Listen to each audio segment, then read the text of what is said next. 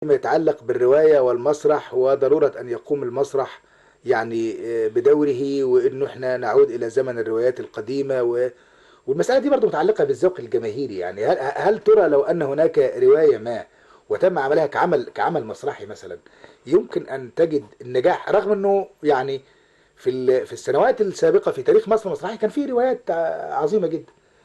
طبعا هو انا هقول لحضرتك هو دور الفن مش فقط ان احنا نمتع الجمهور، احنا ممكن نوجه كمان ذوقه. يعني مش بالضرورة ان احنا ننزل على نقول ان احنا النهاردة الفيلم الفلاني او الرواية الفلانية هي اللي سوقها ماشي يبقى احنا نكتب بهذا الشكل. النهاردة احنا بنشوف على الساحة يا استاذ ربيع بعض الافلام او المسرحيات المعتمدة على رقاصة وكام سكتش معمول وحوار رديء وقصة سفيهة وبتمشي وبتنجح ونقول اصل ده ذوق الجمهور عايز كده. لا، الجمهور واعي على فكرة. في ممكن يكون في بعض الناس بتحتاج لان هي تشوف حاجة زي كده، لكن مش بالضرورة ان كل الناس عايزة كده. وبعدين انا هقول لحضرتك احنا لما نلاقي ان احنا متجهين الى فن هابط وممتد هذا الاتجاه، ليه ما نقفش ونركز شوية ونعمل حاجة ننقي بيها الذوق؟ احنا دورنا كفنانين كمان ان احنا نوجه الذوق العام، مش بس ننزل على الذوق العام ونرضخ لرغبات الجمهور.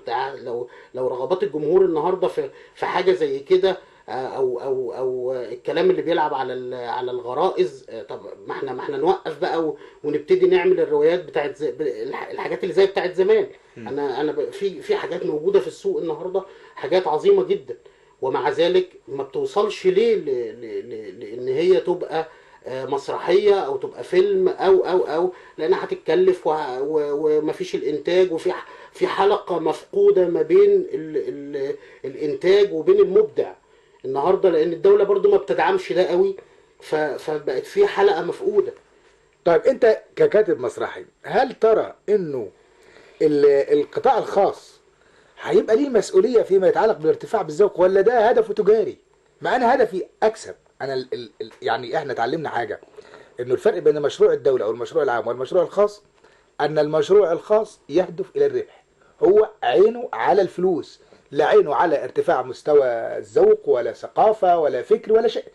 قد يأتي هذا ولكنه يأتي عرضا، يأتي بطريقة غير مقصودة. تمام. طب أنا إزاي، هل هنا بقى هيبقى دور الدولة، مسرح الدولة، عمل الدولة، إنتاج الدولة، إعلام الدولة، علشان يعني نحافظ على اللي حضرتك بتقصده يعني؟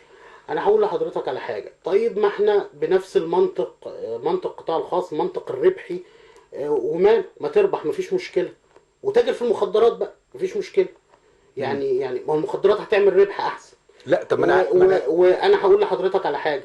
اذا كنا مثلا بنتاجر في سلع غذائيه، طب ما نجيب حاجات منتهيه الصلاحيه ونتاجر فيها ونكسب اكتر. أيوه، بس ده هيبقى غير مشروع. ده أنا بتاجر، أنا هنا حاجة غير مشروعة كده. انا اعتقد ان النزول بالذوق بتاع الشعب المصري، النزول ان احنا نعمل حاجه تلعب على الغرائز، ان احنا نعمل اغاني النهارده اللي احنا بنسمعها بتاعت الموتوسيكلات والتوك توك والحاجات دي، ده تدمير للذوق العام. دي اشبه بالمخدرات، ده احنا بندمر عقول وبندمر.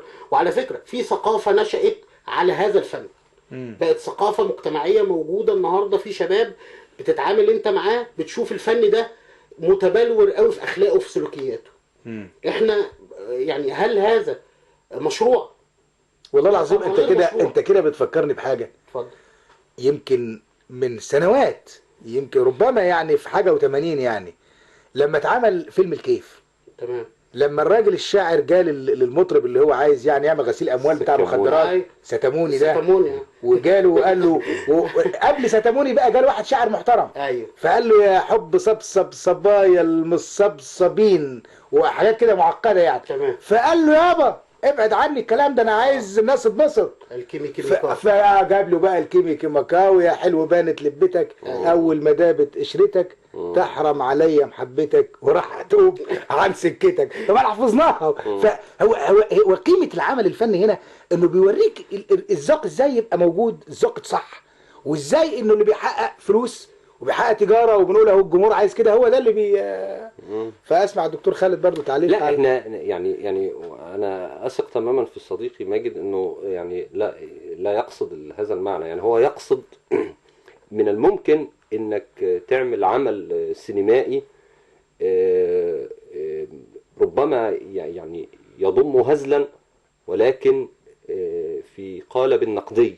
يعني الكيف ده فيلم عظيم جدا، والاغاني اللي اتقالت فيه يعني في معرض النقد. مظبوط. يعني هذا الفيلم عظيم، واعتقد صح انت معايا؟ طبعا انت مش طبعا. يعني انت مش عايز فيلم هادف، يعني فيلم ما يضمش هو هنا الفيلم اي هنا فيلم الكيف هنا كان بينقد حاله. ده هو بيقول الكلام اللي احنا بنقوله دلوقتي، ان مش من المفروض ان احنا ده تدمير لثقافات وتدمير لمخاخ الشباب. يعني ان احنا نعمل لهم حاجه لمجرد ان هي تبقى كلام حلو متركب على بعضه. والدكتور خالد بيشير لده دلوقتي. الفيلم هنا دي بتخدم الدراما، يعني الاغنيه هنا خدمت الدراما، دي اغنيه نقديه. هو عايز يوصلنا لان ده غلط، وان احنا مش حابين ده، وان المفروض يبقى الافضل. وعشان كده خلى برضو اللي بيعمل الاغنيه دي مين؟ تاجر مخدرات. وكانه بيربط بين تجاره المخدرات. بالظبط هو ده تدمير وده تدمير. ولذلك العقليه الجماعيه، الناس حفظت صحيح الاغاني، ولكن اما بتيجي بتضرب بيه المثل في التفاهه. بالظبط كده. يعني هو الراجل حتى قال له اديني بقى في التفاهه. والحجار في موقف ما شبيه درامي غنى مش عارف اللي هو ابو العلا البس لما غنى اغنيه محترمه، الناس طلعوا شتموه، بس كان بيغني لسكاره في كباريه، فالناس طلعوا شتموه، فقام غني لهم اغنيه وخلاص. فمن الممكن عايز يقول كده برضو. الفئه دي من الاغاني في حته معينه. يعني احنا بنقول ايه؟ ان الفن، مجال الفن يختلف تماما عن مجال النقد الاجتماعي. عالم الاجتماع اما هيجي ينقد هيستخدم التقنيات الخطابية، هيكتب مقال ويا جماعة ده صح وده غلط، وهذا يعني شيء خاطئ في المجتمع، وهذا لابد ان احنا نواجهه. طب نواجهه ازاي؟ 1 2 3 كده. الفنان لو ما ينفعش انه يتحول لكده. الفنان والا مجالك في الجرايد، مجالك على المنابر مثلا، الوعظ بقى هيبقى الفن كده وعظ، ما ينفعش. الفن بيعرض ربما يعني يبغض اليك الشيء بعرضه. بعرض لك الحاجه عشان تكرهها. طيب انا الحقيقه برضو هنا عايز يعني اشير الى نقطه. احيانا منح الجوائز، لان برضو الكاتب والمبدع الجائزه بالنسبه ليه قيمه، يعني بصرف النظر عن القيمه الماديه، انما قيمه ادبيه، وبتعمل له يعني كما ينبغي ان هو يكون هو بيجد نفسه ان هو جدير بها.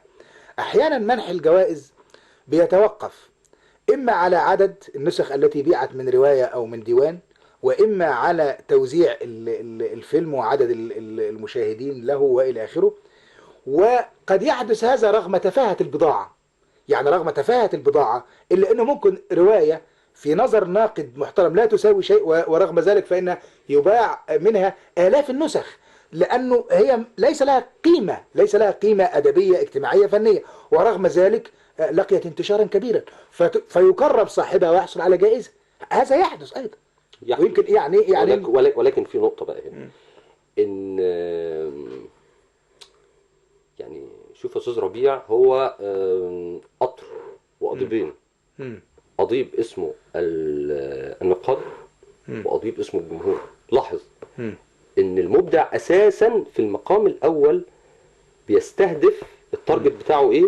التارجت بتاعه الجمهور نمرة 1.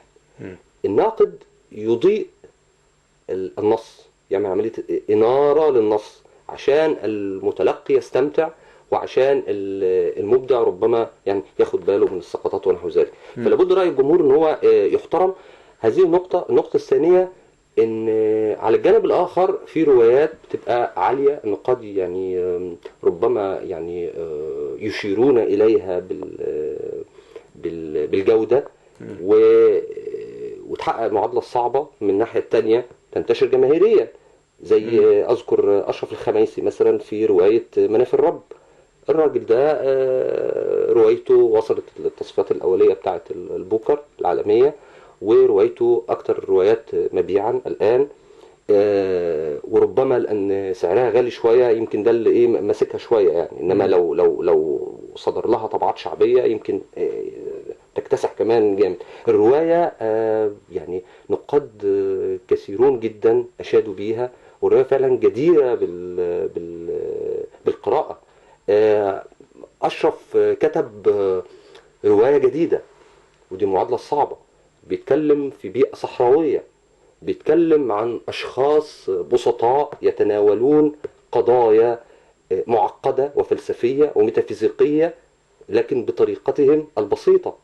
انت النهاردة لما تلاقي شخص كلهم بسطاء، وشخص المشكلة القدر يتم تناولها في الرواية، شخص من الرواية ياخد نظرية المعتزلة في خلق أفعال العباد، أن الله لم يخلق أفعال العباد، والشخص الآخر ياخد الأشاعرة نظرية الكسب، والثالث ياخد نظرية الجبر،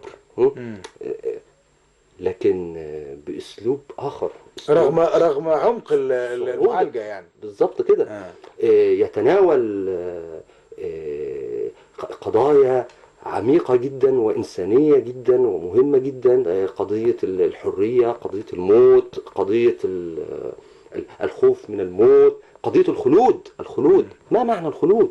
يناقش هذه القضية، ولكن طريقة البسطاء. شوف البسطاء عندما يناقشون هذه القضايا العميقة وبسطاء، ولا تشعر أبدا إن في نوع من التقعر مثلا.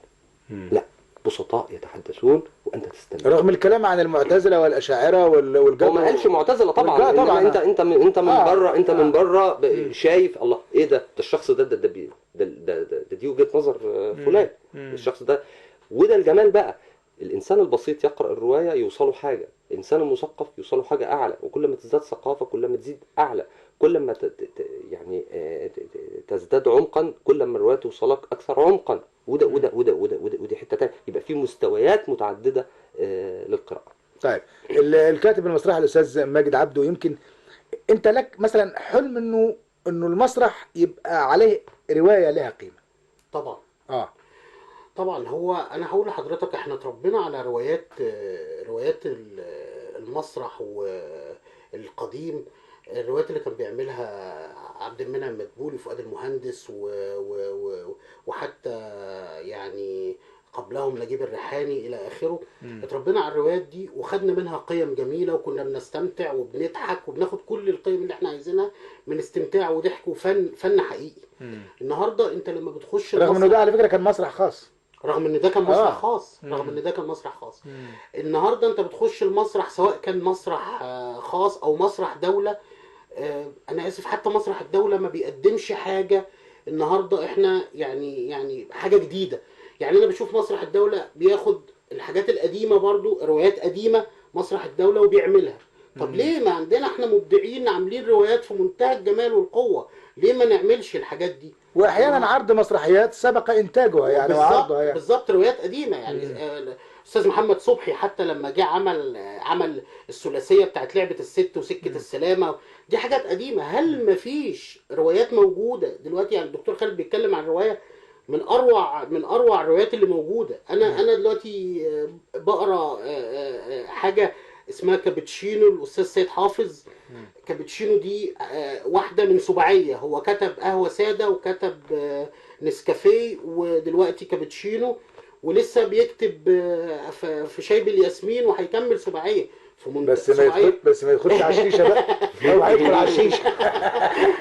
لا والله دي فكره كويسه الشيشه.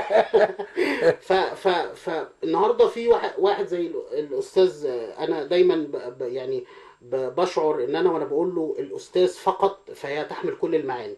فالاستاذ سيد حافظ اللي هو الاستاذ، يعني انا بشوف. بس انت على فكره انا نقلته كده الاثنين، لان الاستاذ مجردا بتطلق على اثنين، العقاد أيوة. ومحمد حسن الهيكل. لا يعني انا بالنسبه لي اعجابي الشديد انا وفد بكتابات الهوى. اعجابي الشديد بهذا الرجل جعلني حتى اقول الاستاذ بدون طبعا راجل يعني لن يستحق أتحمل. يعني. يستحق. وتاريخه حافل النهارده، يعني ما شفنالهوش روايات معموله في السينما، ما شفنالهوش، مع انه واخد جائزه المسرح في السبعينات، يعني واخد جائزه اولى في المسرح في السبعينات. النهارده فين روايات وفين حاجه زي الدكتور خالد بيقولها، ليه ما تتعملش فيلم او تتعمل روايه في المسرح وتبقى حاجه عظيمه؟ فين مسرح الدوله ما بيقدم القديم؟ طب والجديد يا جماعه؟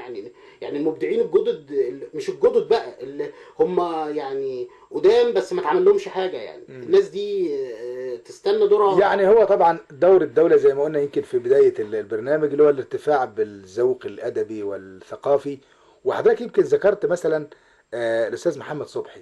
يمكن الأستاذ محمد صبحي طبعا مسرح خاص لا خلاف، طبعا.